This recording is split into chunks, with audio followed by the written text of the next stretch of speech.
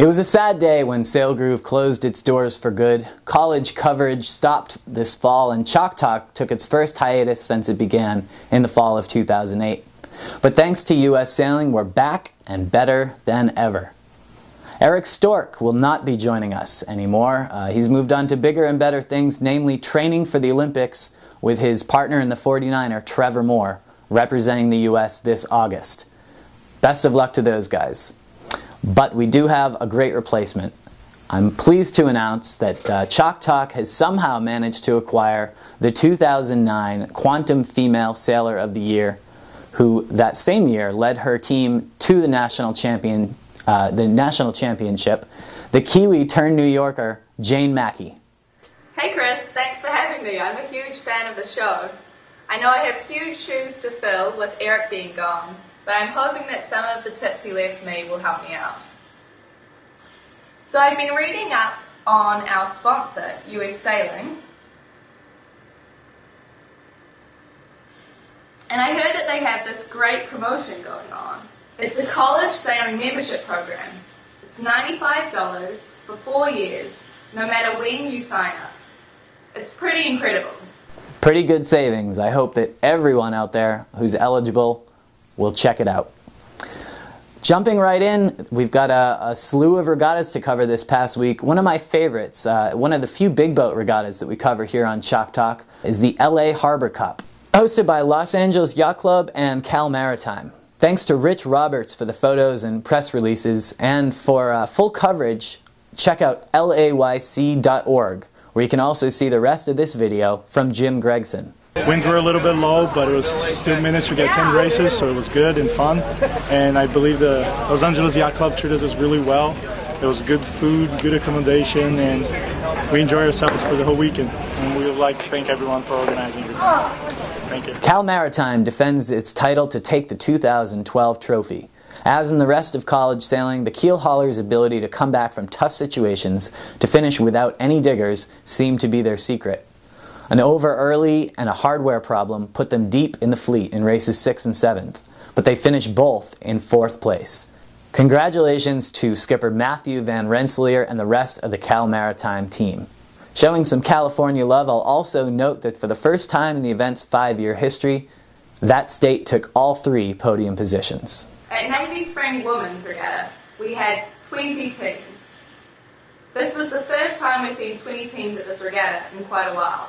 Due to the tricky conditions, they had to shift courses twice each day and managed to still get 20 races off for a full regatta and finish by 2:30 on Sunday. They had the largest protest hearing I've heard of, involving the majority of the A division. There were 5 granted redresses and 4 disqualifications. Georgetown seniors Sydney Bolger and crew Rebecca Evans won A, averaging a solid 4.75 across the 20 races. Now that's something to strive for. Stanford sophomores Sarah Mace and Helena Scott were second and 33 points behind Georgetown. In B division, Yale's Emily Billing and crew Amanda Salveson, who's a native of Annapolis Shore, with 110 points.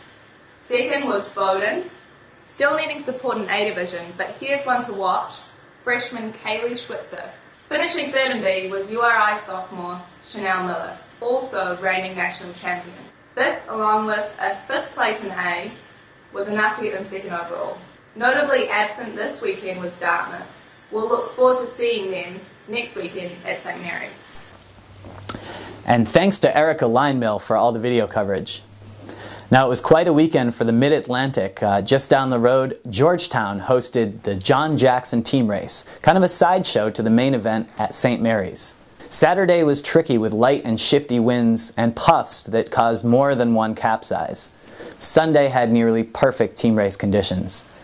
Connecticut College's Peter Miller, Ben Bainbridge, Kevin Martland, Marina Gluckman, Katie Andrel, and Liz Wilsterman lost only 2 races in the opening rounds, assuring a win without even having to sail the Final 4. Thanks to Georgetown head coach Mike Callahan for video from the weekend. At the St. Mary's College team race, they had 96 races over the course of the weekend. They managed 2 complete round robins and a Final 4. Sailed in tricky conditions, 1-minute hiking, the next minute in a 5-knot lull. In the Final Four, it was BC, Georgetown, Hobart and Stanford. It came down to the last race with Georgetown emerging as the champions, making it a pretty good weekend overall for Georgetown. And thanks to Franny Cooper-Smith for these fantastic photos you've been enjoying. Now there was one more somewhat disturbing video also from Georgetown coach Mike Callahan, and this is from an incident that took place at the Skippers meeting at St. Mary's. Here's head coach Adam Werblow. So for those that are around. Now officially that was weekend number 6 on the schedule, but for a lot of teams it was the first weekend that we saw them sail. And some teams, as Jane mentioned, have yet to even emerge on the regatta circuit. So it's pretty hard to draw conclusions this time of year, but we do have a little bit of data to work from, plus the fall season. And Jane, I know you've been looking at the women's college sailing circuit. What are we going to see this spring? So I had to start with the most important team, Yale. Okay, I know it was my school, but they have been ranked at the top for the last year, and they're currently ranked first. They have just enough experience and youth to keep them strong for at least this year and the next. With Claire Dennis, Margot Benedict, Emily Billing, and Amanda Selkson, who represented at Navy, and also a strong following in Marlena Fowler, Eugenia Custo, and freshman skipper Morgan Pitts. So Charleston tends to get a nice early start in the spring with the warmer weather. They're currently ranked 2nd overall, and they've been creeping up consistently over the last year. The seniors, Corey Hall and Alyssa Aitken, as well as Carly Shivitz and Grace Lucas and Sarah Soames, had a nice 3rd place finish overall, and a solid 4th, my favourite number 4, in both divisions this weekend, showing us that they're a force to be reckoned with.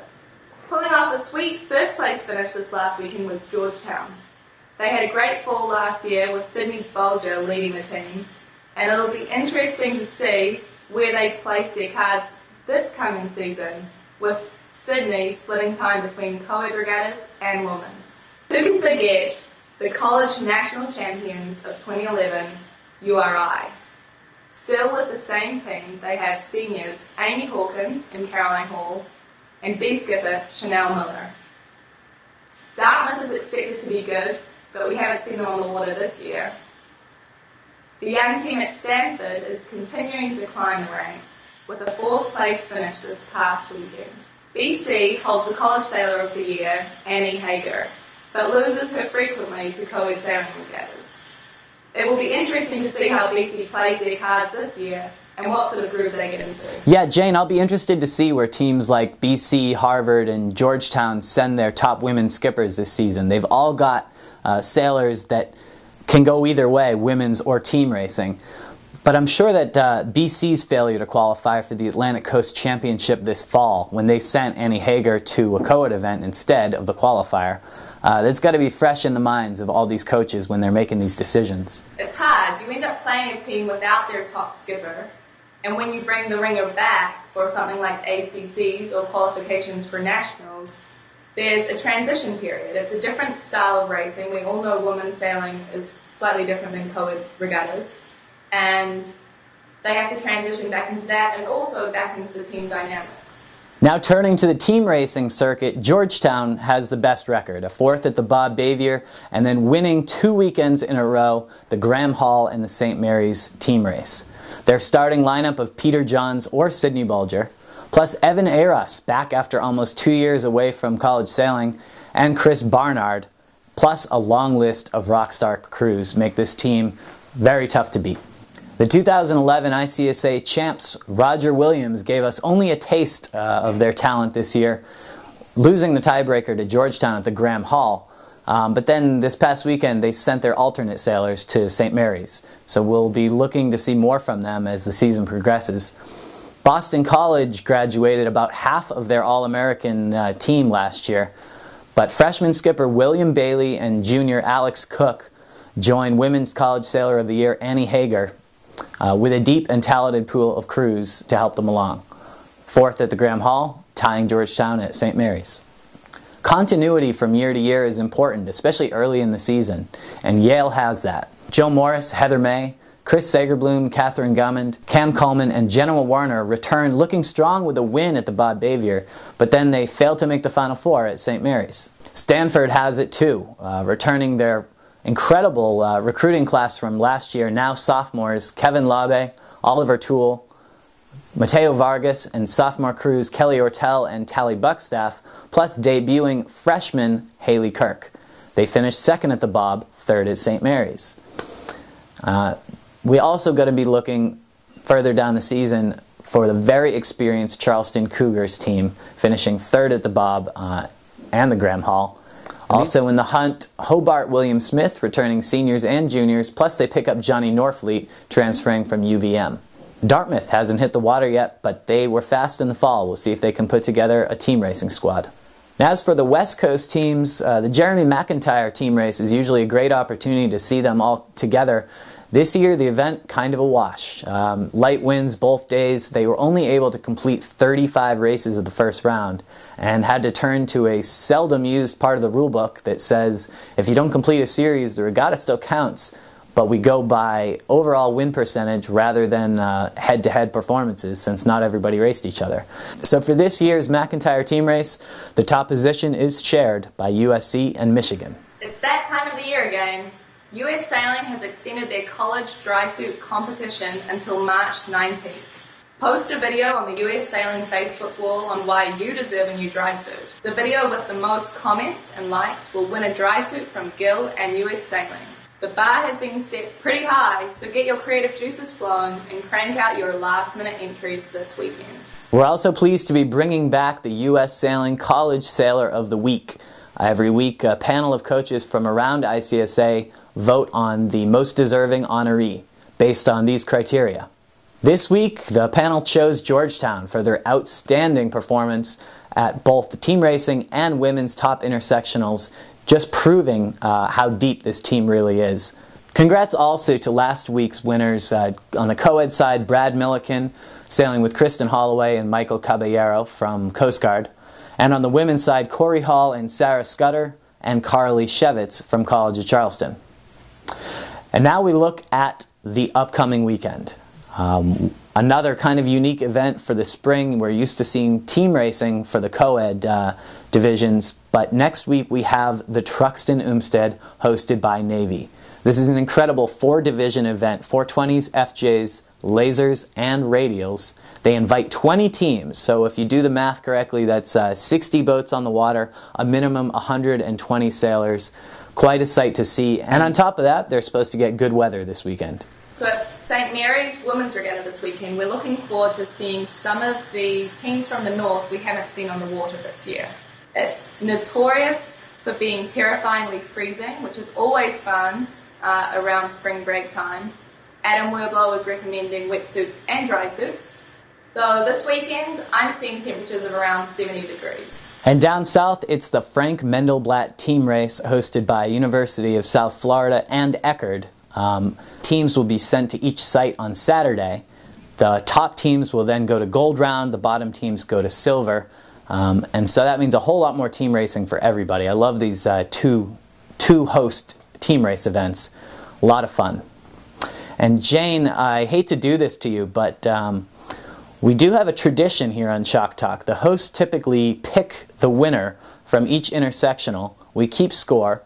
Usually we make some kind of crazy, ridiculous wager, and we'll get to that later in the season. And at the end of the season, the loser ends up doing something foolish, like this classic from Eric Stork. So Jane, who do you pick for this weekend? Chris, I'll let you know I'm a pretty competitive person, so I'm going to be picking very carefully. For the trucks, I'm going to go with Yale.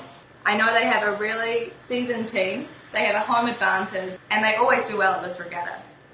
For St. Mary's Women's, I'm going to go with URI. Their home waters are pretty similar to St. Mary's College. They had a great finish last weekend in the top 4, and they're the reigning national champions. At the Mendelblatt, I'm going to go with USF. Again, it's the home field advantage. All right, well, usually I do a bit more homework for this regatta. you never know where coaches are going to send their teams when you have so many options, and it takes so many sailors to field a team at the trucks. But given the depth that I saw this weekend, I'm thinking Georgetown will be taking top position at trucks. Boston College, I'm hoping, is going to focus on the women's regatta.